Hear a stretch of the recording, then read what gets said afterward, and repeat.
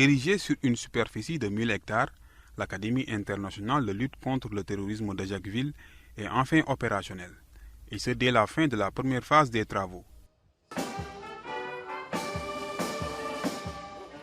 Dans une ambiance militaire, les autorités ivoiriennes ont mis en exergue les ambitions de l'Académie, dont 15 milliards de francs CFA, soit 23 millions d'euros, ont été dégagés pour la première phase et 25 milliards de francs CFA, soit 38 millions d'euros, prévus pour la seconde.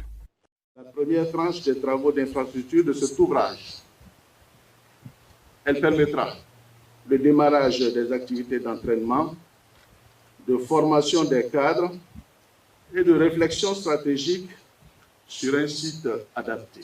Ces réalisations permettent d'accueillir une structure de direction, d'assurer simultanément 3 stages de formation de 25 stagiaires. Ce camp certifié par les unités de corps d'élite françaises et son institut de recherche se veut un pôle d'expertise et d'entraînement des unités spécialisées et de formation des cadres et acteurs de la lutte antiterroriste. Près de 500 acteurs de la lutte antiterroriste en provenance d'une quinzaine de pays africains y ont déjà été formés. L'Académie internationale de lutte contre le terrorisme est en effet à la fois une école interministérielle des cadres, un centre d'entraînement et d'aguerrissement des unités d'intervention et un institut de recherche stratégique. C'est en un mot un environnement d'excellence pour former et perfectionner celles et ceux qui nous protègent de la menace terroriste, qu'ils soient militaires, policiers, gendarmes, magistrats ou encore douaniers et personnels des administrations pénitentiaires.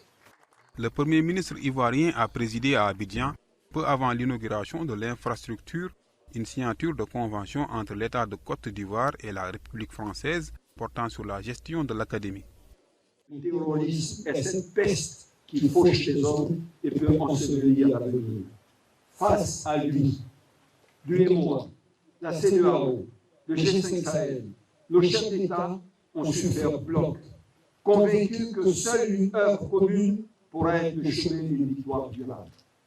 Oui, ils se sont dressés pour dire « Nous ne céderons jamais face aux cohortes scélérates. Nous combattrons toujours ceux qui convoitent la terreur au cœur des hommes. » La Côte d'Ivoire est la cible des terroristes depuis quelques années.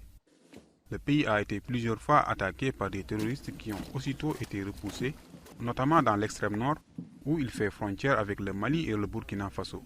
Et l'initiative de création d'une telle académie fait suite aux attentats de Grand Bassam le 13 mars 2016.